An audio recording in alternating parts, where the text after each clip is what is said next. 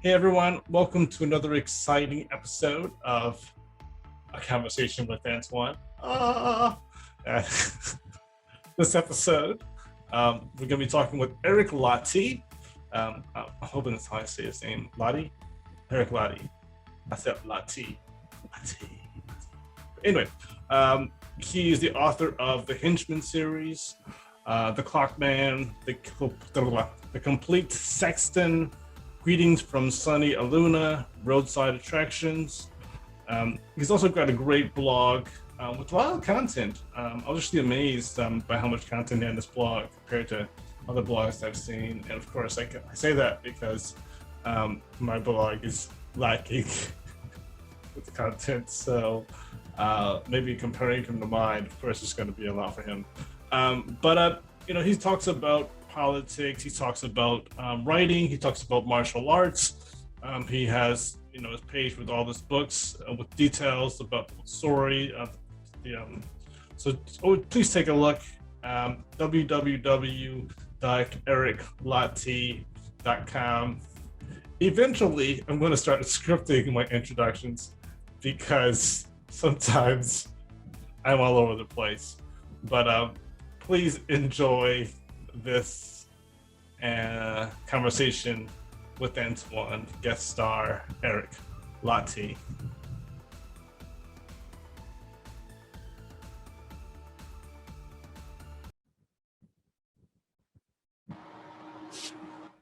Eric,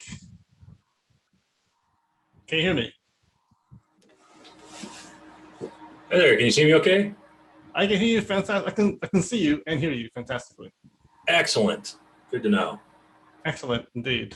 I'm looking forward to this interview because I was did a little research on you, and I was just reading some of the Henchmen right before this interview because I like to always get a little bit more. So I'm really going to enjoy this because I learning about you on your website.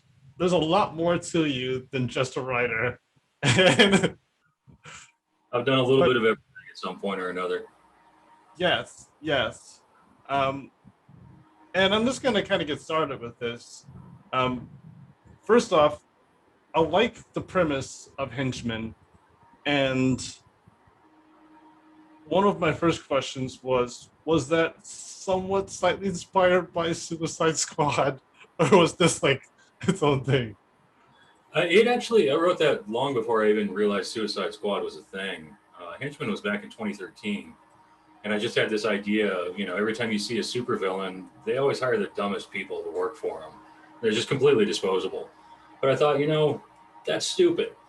Why, if you're trying to do something big, would you hire idiots to work for you? So, the whole idea of, somebody who was trying to do a big, bad thing would probably hire the best people she could come across. And so that's where that whole thing came from. And also the idea that, unfortunately, in comics, female supervillains always get short shrift. It's like, oh, we're going to go out and steal some jewelry. Okay, that's fairly pedestrian. Let's try something supervillainy here and see what we can come up with. Yeah, I like that. And she also doesn't fit what I was expecting because usually when they portray women, there's these like dainty women that are still somehow super powered, but you have this 7-foot woman. Big old Valkyrie out there just slamming stuff around. It almost kind of makes you wonder why she would even need help, but it's a big task. Yeah, and I'm still kind of getting into it. So I'm not quite there yet. So if you don't mind kind of cluing me in, and people that haven't read Nemesis, sorry, Henchmen brain. What's your goal, or at least how much are you willing to say without spoiling it? And of course, you've written it well, but what's your goal? The goal of the bad guys, which are really the protagonists in Henchmen, is they wanted to kill everybody in Congress. And before that comes off too bad, remember this was written in 2013, and I was sitting there. I've got this idea of like, hey, how about a really cool team of people that are really quite capable, but I needed them to be able to do something that was big and it was mean, but it was something that a lot of people would look at and go, all right, well, maybe that's not the worst idea in the world. So they had to be somewhat relatable. And so if, she was trying to take over the world, that would be kind of silly. Nobody wants to take over the world. It would be too much work to maintain it. But at the time, in 2013, I think I started it in June or July of 2013, and we had just gone through yet another budget crisis in the federal government. We had another government shutdown, and I was sitting there trying to figure out what these guys needed to do. And there was a senator during the budget shutdown, or the government shutdown, out in front of the World War II Memorial out in Washington, D.C. And the park rangers that were running the World War II Memorial had kept it open for all of the World War II veterans that wanted to come in and see it. And so he's out there pitching a fit and saying, well, these guys get to see it. How about these other people over here? And it's like, dude, you were part of the party that shut down the government. You don't really have a right to come in here and complain that the park rangers are allowing World War II veterans into a World War II memorial to do stuff. And the rest of the crowd, I guess, just started tearing into him. So that was the genesis. And I was like, you know what? Yeah, everybody's pissed off at Congress right now. And so that's where I came up with the idea of let's just wipe out Congress. It's funny because I hate to get too political because I'm more of a moderate. I don't really have a side, and I think that's probably the best way to be if you don't become too strict on one side because you start to contradict yourself. But when you said that, I was like, well, worse things could happen. Yep. But yeah, it was an interesting time, and I was not working for the government at that point. I've been a government contractor off and on for many years now. And so I saw that shut down, and a lot of my friends that were working for the government were just like, oh God, we're going to be out of our jobs for however long this lasts. And fortunately, it was over fairly quickly, but I was just sitting back thinking, man, if I was in my previous job, I would be dropping rocks right now, wondering if I had a job tomorrow. So, the ripple effect from all of that stuff is kind of crazy. I really look forward to digging more into it because I like the line you have where you say, doing the wrong thing for all the right reasons. Yeah. And I think that's spectacular. And I wish that more villains were written with that level-headedness where they're not completely mad. There's there's a history to them, and there's depth to what they want to do, and they really want to do the right thing. But of course, it's not the right thing. But that the best villains, I think, are written with intentions that are spectacular. Right. I was trying to get away from the traditional, let's take over the world or let's write our name on the moon or something stupid like that, and just say, this is a really terrible thing, but they've got good reasons for doing it. There's better ways of getting about it, but that wouldn't make a very interesting book about, voting blocks and stuff like that. Yeah. Now, I've noticed you also have a variety of other books. Of course, you got the Henchmen series, but I see the Clockman, the Complete Saxton. That's that's kind of connected to the Henchmen series. Greetings from Sunny Aluna, Roadside Attractions, Better Than Dead. What are your genres? What do you focus on primarily? I've focused mostly in the urban fantasy realm, just because I like the idea that, you open the wrong door and you find something magical sitting behind it. But other than that, it's a perfectly normal world, but there are vampires running nightclubs or something like that. And I think that's just kind of a cool idea of how do we handle the schism of the normal and the abnormal or the paranormal.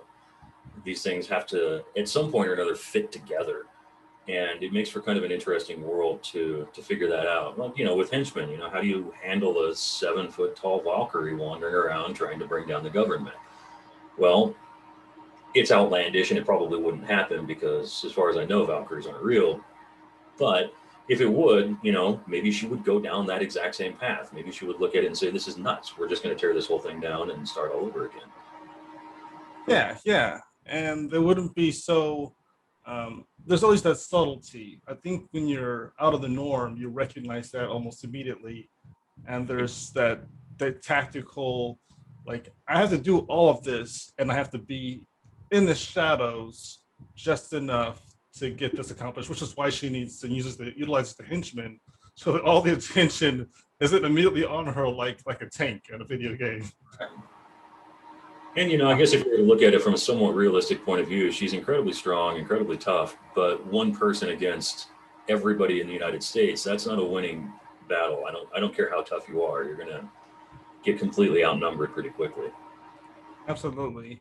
And talking about tough, you're a martial artist, Yes, and I am so fascinated by that because I've always had an interest in doing it, but I never put the time into it.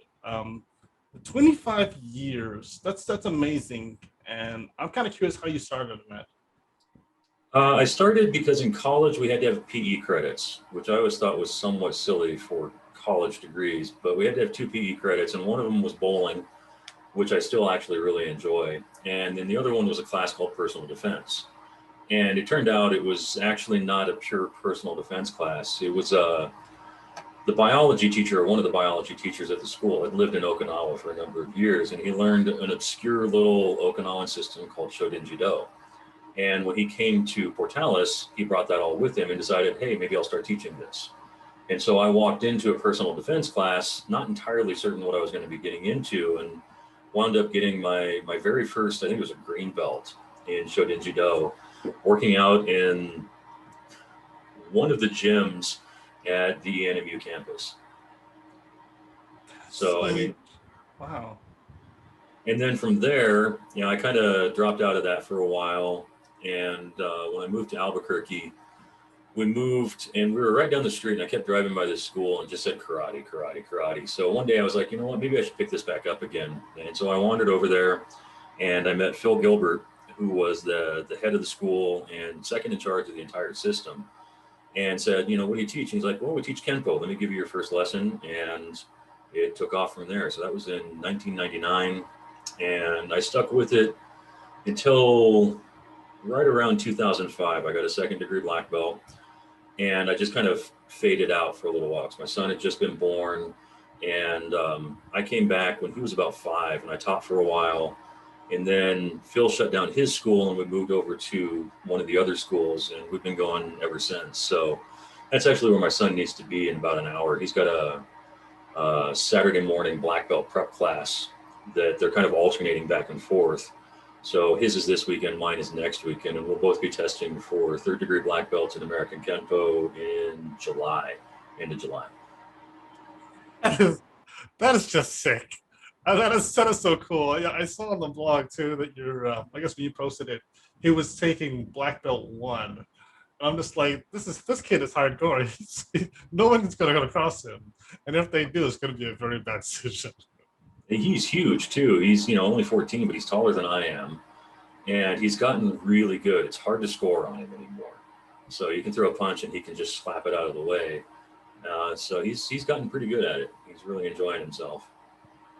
Yeah, it's gotta be like a great sense of pride raising your kid and seeing them develop and be so good at that. And I'm sure you were part of the whole training process. That's got to be exciting to see.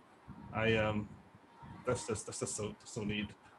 So with your writing, and that was one of my questions.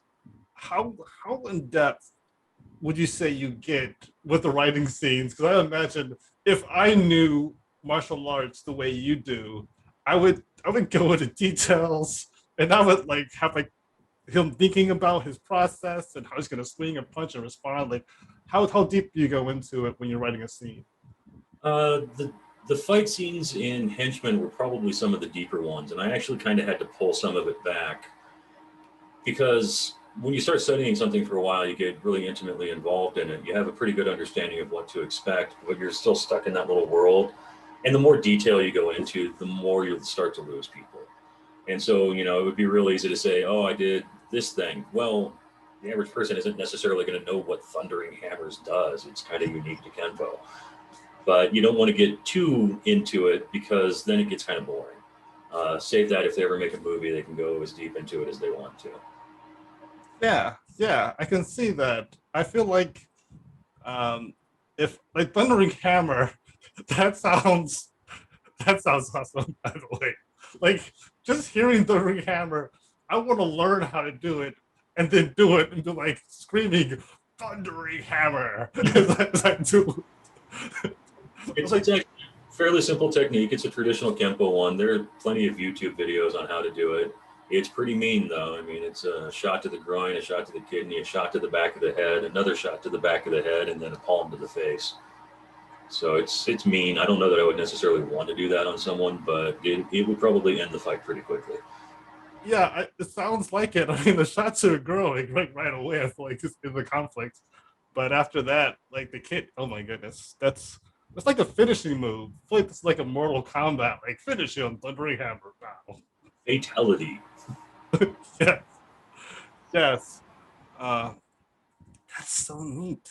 Because I'm already getting ideas just you saying that. How you could apply even the names of these moves sound like they could be like if you were writing fantasy, like some sort of like special spell or some sort of something that they would learn and apply it in battle Mhm.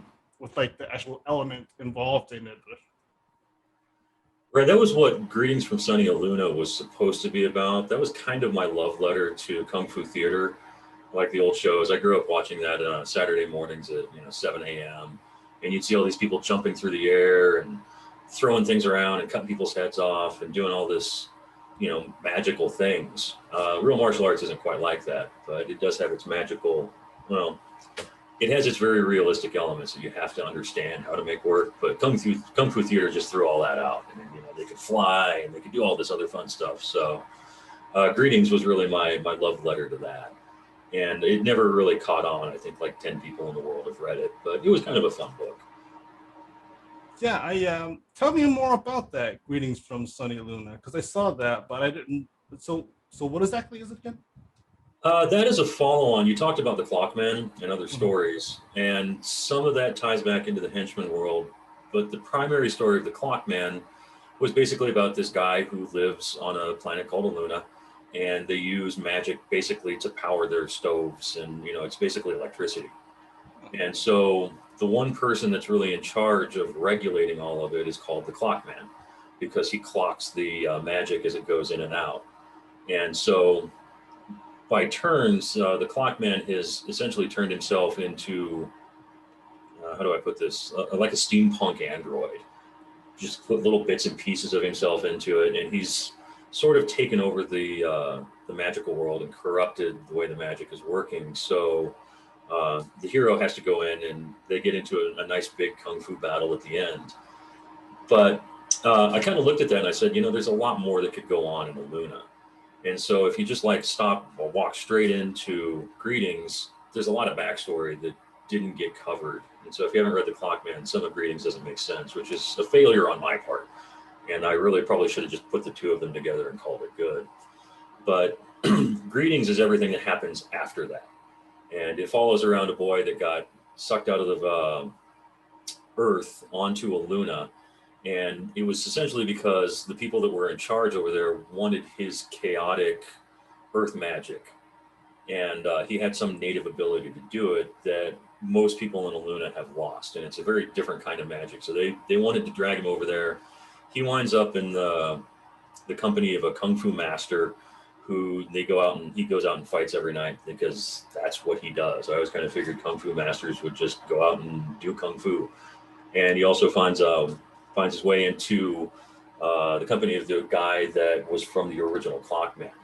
And by turns, they wind up getting sucked into a plot to create a magical drug that addicts the entire planet. And they have to figure out how that all happened and how to break it all down. And so it goes into, kind of the nitty gritty underworld of Luna. So rather than, the bright spires of the fantasy world, they're underneath docks and they're in dive bars and they're having fights with random people. And at one point, the Kung Fu master is looking at it and saying, this is crazy. And so he puts on essentially like a superhero costume and he goes in and he just slaughters a bar.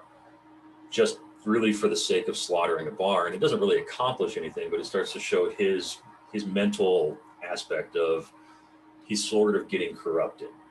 And they have to pull everything back and put it all back together. And there's a big fight with a dragon at the end. And It's stupid fun. I mean, don't read it expecting that you're going to get some brilliant idea of how the world works. Just more that, well, here's a fantasy world where it's not all pretty and it's not big white spires and this is people living down in the muck. I mean, those are some of the best stories. I think there's everything looking pretty is kind of like how they begin the story, Right. and then it's like the whole like how things were. This happens. That's how a lot of stories go. I like that nitty gritty. That in like the dive bars, like you said, that's an average reality for a lot of people. Unless you're like in a big beautiful city, you're gonna be like even in those they have like the underbelly of the city, and it's Right. nice to go inside there and see that work. And I have very different ideas as to how superheroes should work as opposed to other people. So the idea of the kung fu guy going in there and slaughtering the entire bar, that to me is like sometimes you gotta get the dirty work done to get rid of the bad guys. Right. And yeah, he has zero compunction about doing it. And here's another little aspect of Kenpo that kind of pops in there. The opening movements that he does to take out the first three or four people are straight out of a kata we call mass attack. And then, everything kind of goes haywire after that. But, he does the perfect strikes and takes down some people, and then everything just kind of goes to hell around him. But he does win, and, he kills everybody in the bar and walks away. Wow, that's see. I almost don't like. It'll be nice to see that visualized. And of course, every writer. Actually, well, I can't say that. Maybe not every writer, but most writers would love to have their work actualized into like a series or something. One of the questions I have, because you with your specialty in martial arts, you could do choreography, you could write everything out. Um, would you be like, if you were approached, who would you want to approach you if you could visualize and make it come into action, like HBO Plus, Hulu, Netflix? Like, The dream, of course, of most writers was originally that it was going to get made into a movie. And I think everybody who's seen a movie based on a book realizes that for the most part, they lose the context because there's so much that goes on in books. You can't really squeeze it into a 90-minute movie or a 2-hour long movie. Of course, like the Bull Goose Looney on that one is The Dark Tower, which was a series of 10 books. I mean, it was 10,000 words long or 10,000 pages long, and they turned it into like an hour and 20-minute movie. And it's like there were a few other things that happened in here to kind of drive the story along. But what I would love to see is really any miniseries. I think what they did with Altered Carbon was brilliant. I mean, it changed a lot from the book, but they did a very good job of being able to expand that world and explore that world. I wasn't a huge fan of the second season of it, but if you were to try and take that story and put it into a single 2-hour movie, you would have lost so much about what was going on in the planet because there were a lot of little interwoven parts of that story. So yeah, I yeah, would love to see a mini series done. I think that would be an awful lot of fun. yeah. I was just thinking. I'm a big fan of the Netflix Daredevil series, and Oh, so like, yeah, seeing how they did so well with that series, I'm like, your story, the martial arts aspect of it, that would be like great for a Netflix series because you can take your time telling the story. It's not rushed. It's not in one little hour and a half. And right. I'm so glad you mentioned the Dark Tower because I feel like it should be like a big label, like never do this. Like, They should have just said based very loosely on the story by Stephen King. yes, yes, and I feel it deserves so much better. It breaks my heart. I Oh feel no. sorry for Steven. And especially, the two actors, Idris Elba is amazing. And he was such a good cast as the gunslinger. And then Matthew McConaughey is the villain. And I can't remember his name. Both just amazing actors. And they got completely short shrifted by it was essentially a commercial for another movie. And I was so disappointed when I watched it. yes. Had they played it out, even if they made it like a HBO thing, but because of they put more money into it, but that really could be like, I don't know, maybe like a four seasons worth of you know of actual good story, Oh yeah, and that yeah. the story was great. The way King wrote it, and I have to admit I never actually did finish the entire series, but I got like 3 or 4 books into it, and it was so good. Just the rich world building and the back and forth, and villains that you love to hate, but you can kind of understand where they're coming from, and a good guy who's not really perfect. It was so much good stuff in there, and they just kind of just threw it all out. And at the very least, at the very worst, you see McConaughey suffocating somebody or suffocating a few people, and that was it. You don't have really any idea of what he was doing or why he was doing it, but it was just, I'm the bad guy, so I'm going to do bad things. Yeah. You have the Man in Black, and I think he was he had like a number of names, like Right. Martin. Yeah, God, it's been so long. I need to sit down and reread those at some point. it's funny you say that because my first guest Bill, we were having a similar conversation because it's been a while since I've read it too, and I have a list of books like a mile long. But I'm willing to actually set those aside and go back and read it because it's that good of a series. Right. It's worth it. I Yeah, the love new it. series are, it's an amazing change for the visual art. And I think that's a well needed change rather than trying to say, no, you have to go to a theater and it's going to be 2 hours long and yada, yada. Spread it out. Let people have breathing room and have fun with it and explore it. Yeah, and I think that's one of the things that's really changed with the whole 2020 thing. I mean, I love movie theaters. I like to go. I like the experience, but there's something very different about having all these streaming services. And you're right; it gives us a lot more time. And I feel like maybe the way to kind of compromise to let theaters still get their money and the series still operate as if they have a movie that's kind of like the beginning of the series, um, or in the middle of the series, or the end of the series. That way, you can have, if you can write a good beginning, then people are hooked and they go right to watch it. If you write a great middle story, people will they'll have to go see the series up to that point, and then they watch the movie, then they're excited for the rest. Or Right. you'll have that different fan base that's they read all this or they see this whole story and they have to see the end, and they're like, okay, I'm going to the theater. I gotta watch how this goes out. So they can kind of play with it. I feel like to where the series, both the streaming services and the theaters still get their money. Right. And I think Marvel has started doing that, and to a much lesser extent, the original Clone Wars series from Star Wars did a really great job of building that whole world of Anakin is a Jedi to Anakin falls. And, the movies, they condensed all of that into like 3 hours. And it's like, who the hell are these people and where did they come from? But if you watch the series, it was brilliant storytelling.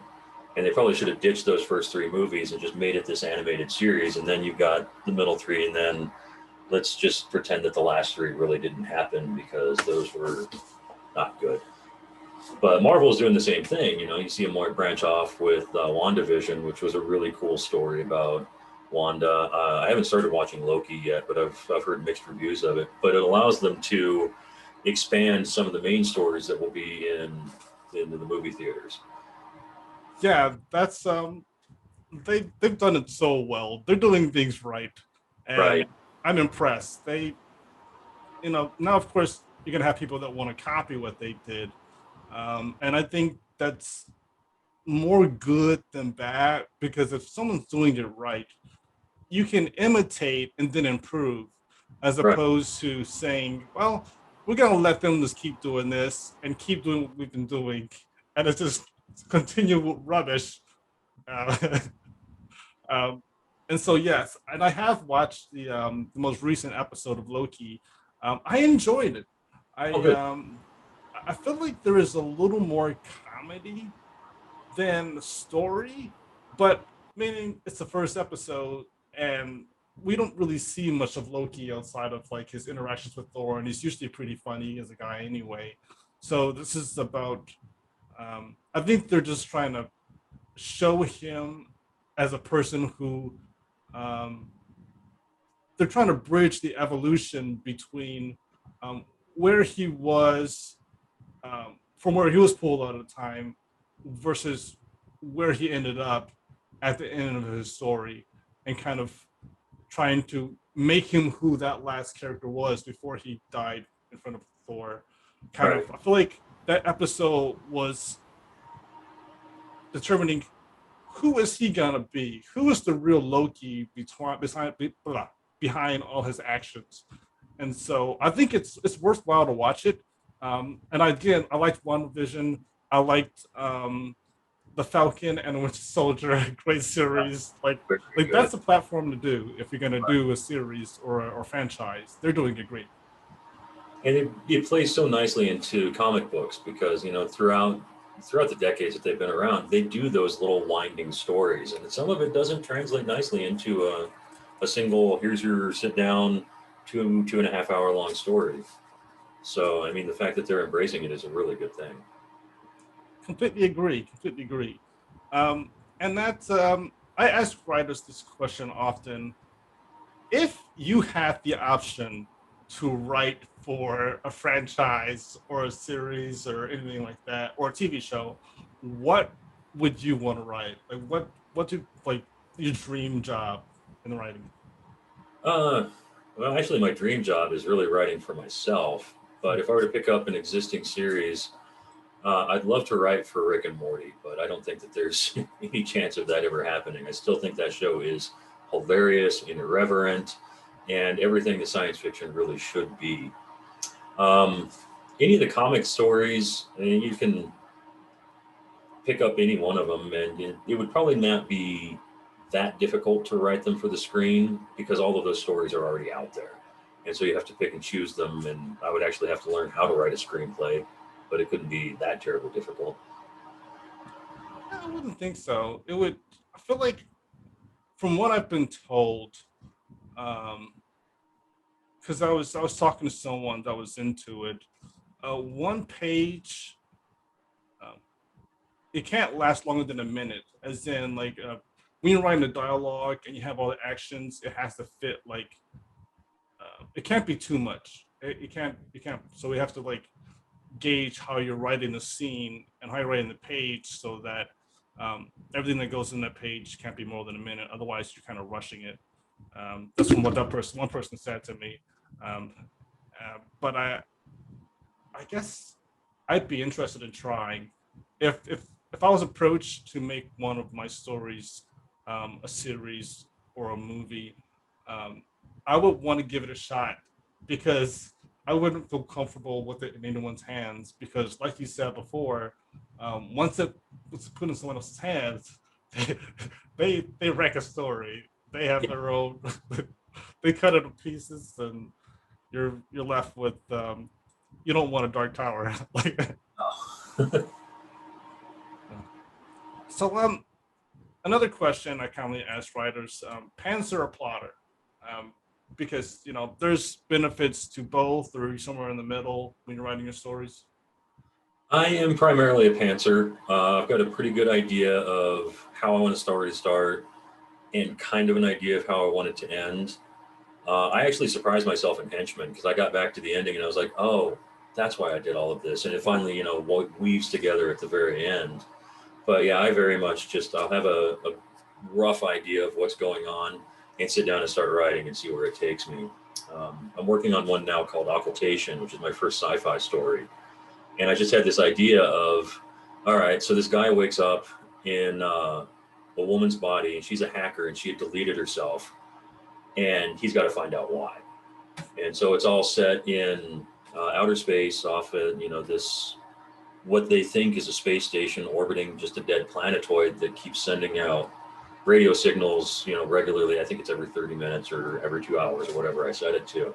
And so it's kind of a mystery, but it's got, virtual reality, it's got aliens, and it's got, how does he navigate her world not knowing what she knows and hoping that, the right things are revealed that he can figure out what's going on. Holy cow, that is quite a premise. I mean, that waking up in a woman's body for one thing, I feel like that in itself is like a chapter long, and it probably goes to some very inappropriate places. But I just can't imagine waking up in a woman's body, and so that's how much do you play with that? How much did you play with that? There's a little bit of it in there. I think it would be too easy to take that into places that I don't really want to go with the story. But I mean, there is a little bit of like, oh my God, how do I deal with this? And so I need to get it all done and find some of my female friends on Twitter and be like, tell me what I did wrong here. So loop in some friends there and figure that out. But I didn't want it to become too detailed again about like, these are all the little things that would be problems for a guy suddenly having to deal with a completely different body. Yeah, like the everyday issues, like wearing a bra, like every woman says, like it's not as great as it sounds. At the end of the day, they're like there's hurt and it's digging in their skin, and they're not wearing the right one, and they gotta rip it off to get sweaty. And I'm sure like your character completely takes away the romanticization of half the things men see from the other side. Yeah, that's one of the things, try and make it as realistic as possible, I guess. Yes, I like that. I saw on your blog a quote, and I wanted to bring it to your attention because I wanted to read this and then reference another blog post you wrote. It says, if you've ever written any amount of time, if you ever spent any amount of time around martial artists, you'll know we're fantastically egotistical, very dogmatic, and prone to pointing out all the flaws in every system but our own. I like that. One thing because it sounds like writers. Yeah, I imagine some crossover there, but yeah, martial artists they're an interesting group. Let's just put it that way. And there is a huge amount of ego that comes out of it. Some of it's deserved. Most of it's really not. I mean, one of the things that you're supposed to do as a martial artist as you progress is lose your ego. And some people just get more and more ego. But, it is kind of a running joke. No matter what your system is, you will say that the rest of them are terrible.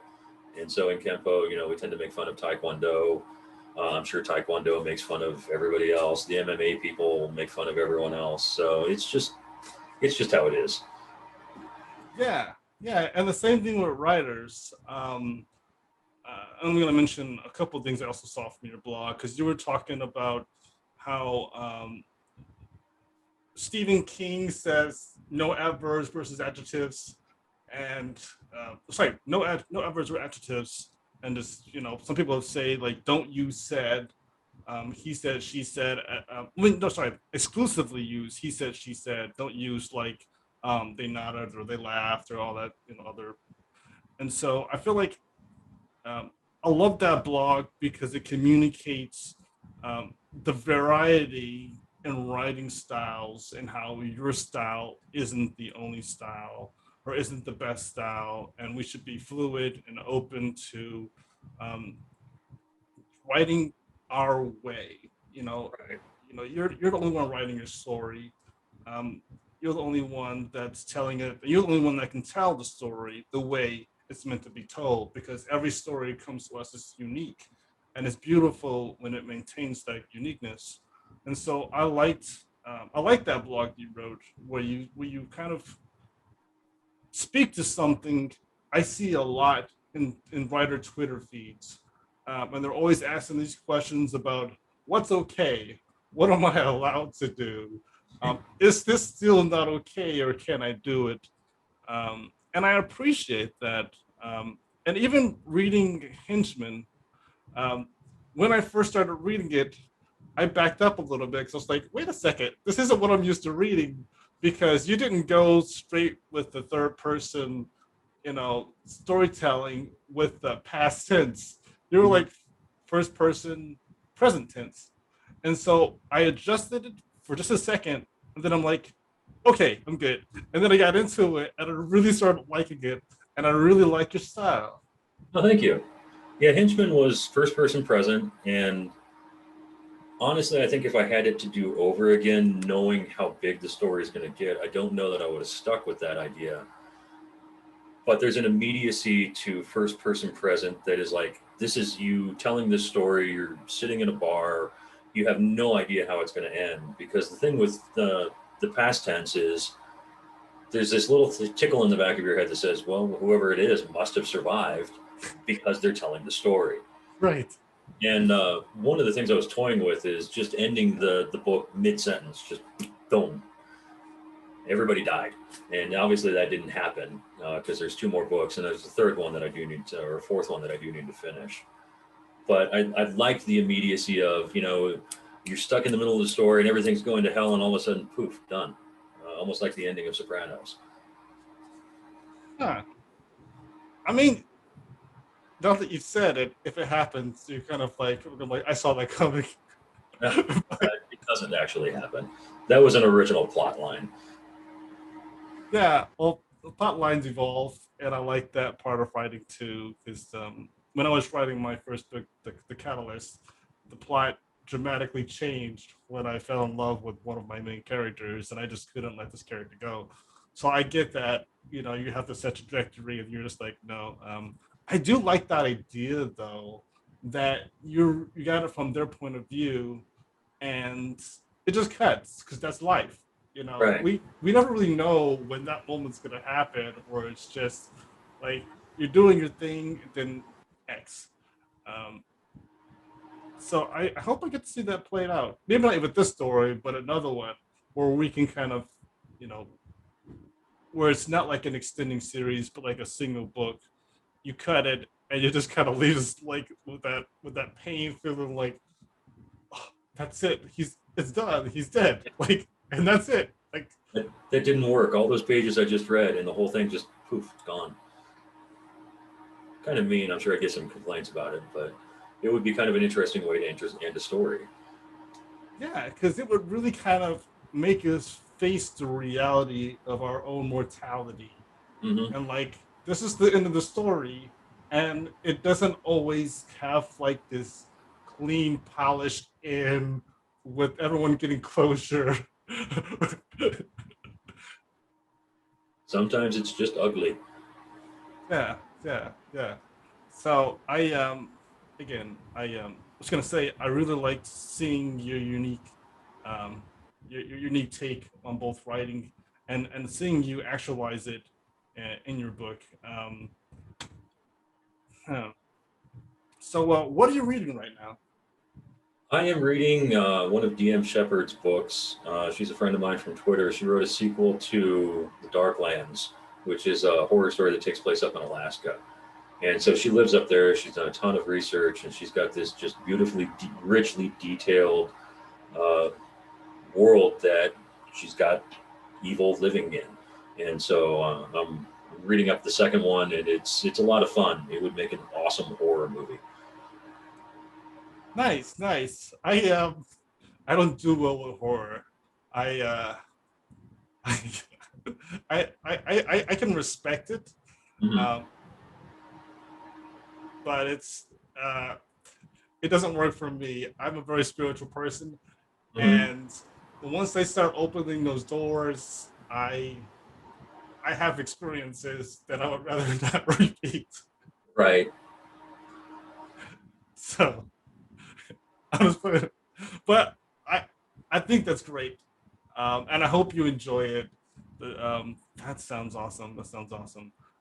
So last year was a crazy year. How did it impact you and your writing? Really nothing changed except I stayed home a lot more. I was out at work. What was it? Late March, mid-March of last year, when everything came in, and somebody walked into the office, and I work at the local Air Force base, and he looked at me for a second. He said, "You're not supposed to be here." And I said, what? And they sent us home, and we did not get to go back in even really part-time until October. And then it shut back down again, and now we're kind of getting back into it. I'm actually pushing for as much remote work as possible, because I have found that, I've got programs that I'm writing, I can write that from anywhere. And I've got servers that I'm working with, and those servers are in California. So what does it matter if I'm physically present in a cube farm to do all of that? So right now I'm in 2 days in the office and 3 days out of the office, which is close enough for jazz and government work right now. But as far as writing and work and life, I mean, everything shut down for a little while, but aside from that, nothing really changed for us. Okay, that's cool to hear. Yeah, I know some writers had it rough because they just didn't have the inspiration. Me, I was just too busy to even have the time to sit down and do it because, well, things slow down for some people. Life just kind of sped up for me, and I'm really excited because I'm really kind of getting into it, not just with this podcast, but with my writing and reading again. I really get time to sit down and read. And again, I'm excited to read Henchmen because I actually have the time to sit down and read Henchmen. And so that is really something I'm looking forward to checking out, that and the following two books. I think you said there's a fourth one. So yeah, I'm gonna make sure that, when is that coming out? Do you have like a time frame for when that's coming out? I actually have to start writing it and then finish writing it. So it's going to be probably a couple of years before it comes out. I'm still trying to figure out how do I take everything that happened at the end of the third book and have it play out in a logical way so it doesn't sound completely contrived. That makes sense to me. Yeah, especially when it wasn't like originally plotted out. You really got to take your time so it doesn't suffer from like the sequel syndrome. Right. Yes. How long of a series do you want it to be? Like, are you thinking like 7 books, 8 books, or you're just like, I didn't even plan a fourth one. I don't plan like this far out. It will probably end at the fourth. I think that everything can be tied up and all of the loose ends put in place, and I don't want to drag it out forever. You could have them go off on adventures, but that's not really all that interesting to me. I had a primary story in mind of what I wanted them to do, and Henchmen leads into the actual primary story, so it's really an introduction to the characters, and then Arise sets up what happens throughout the rest of the series, and Transmute gets them into kind of the nasty place, and then whatever the last one winds up being called will be the final story. And I was tentatively going to call it Gleema, but that's a really obscure word that probably most people wouldn't catch. And just in case you're wondering, that is the name of the Viking martial arts, and it means literally in a flash. And Gleema consisted largely of throwing people on the ground and then stabbing them in the head. Yes, definitely in a flash. Yeah. Wow. That's so neat. How many martial arts do you know? I just have to ask, like, how many have you learned about, or how many have you like practiced? I've studied Shorin-Judo, which is old school Okinawan karate.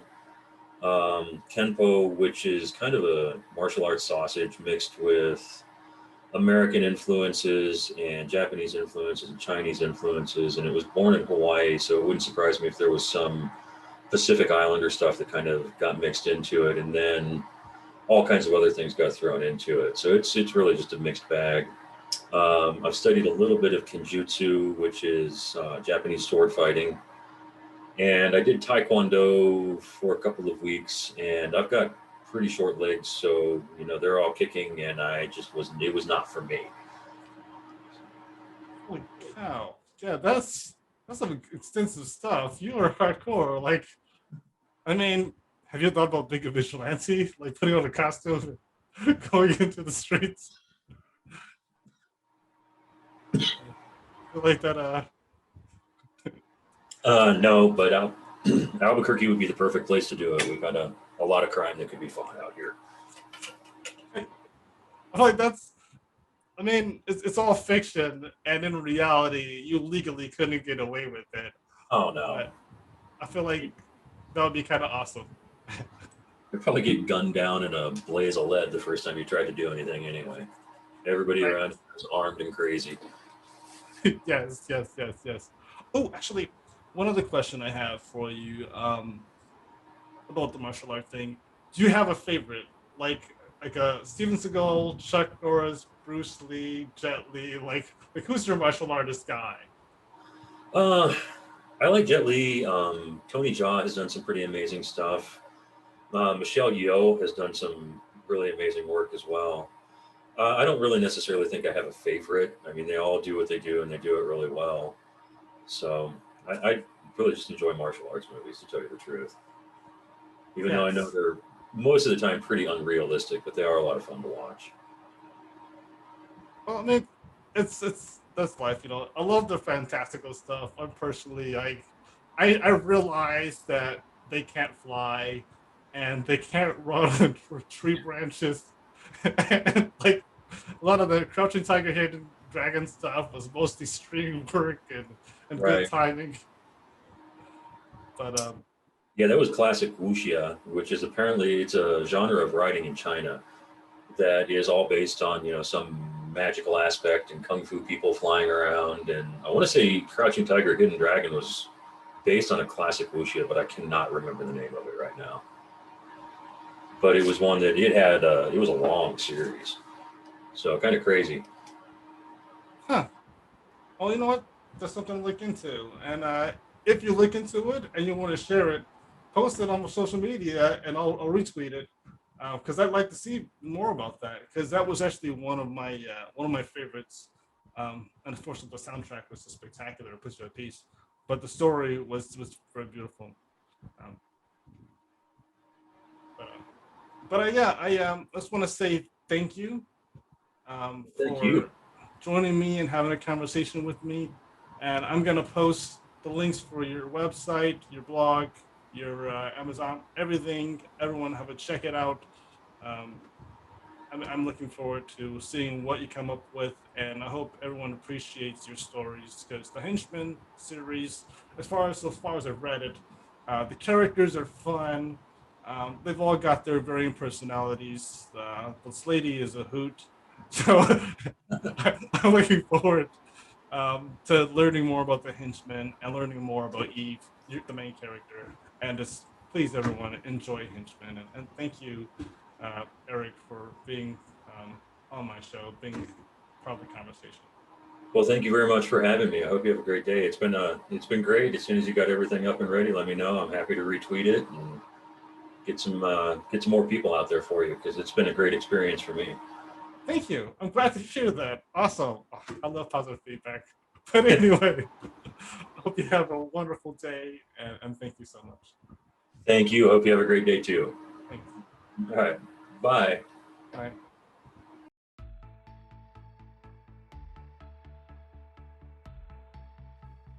All right. Well, another great episode. It was nice talking to Eric, and I love getting into more detail about henchmen, martial arts. I've always been fascinated by martial arts, so it's always cool to meet someone who um, knows that stuff. Because I mean, I could have had a longer conversation with him about it. I didn't want to go crazy into detail, like all the different styles, all the different techniques, the various differences between one and the other. I've watched so many karate, kung fu, martial arts movies when I was a kid growing up. It's Jackie Chan, Jet Li. I mean, Jet Li has always been one of my favorites. Bruce Lee is, of course, a legend. Chuck Norris. I mean, who doesn't appreciate a Chuck Norris movie also? But anyway, so of course, I didn't geek out talking about this stuff too much. I didn't mention Star Trek. I was kind of amazed with myself that I didn't even ask him the question, do you enjoy Star Trek? And I think that if I continue to go to meetings, Trek's Anonymous, I might actually be able to not involve that in any of my future podcasts. I'm kidding. I'm kidding. I would never stop talking about Star Trek. But anyway, I hope you all enjoyed this podcast and listen to future podcasts. Of course, please likes, shares, subscriptions, subscribe, retweet, everything. I really appreciate your support.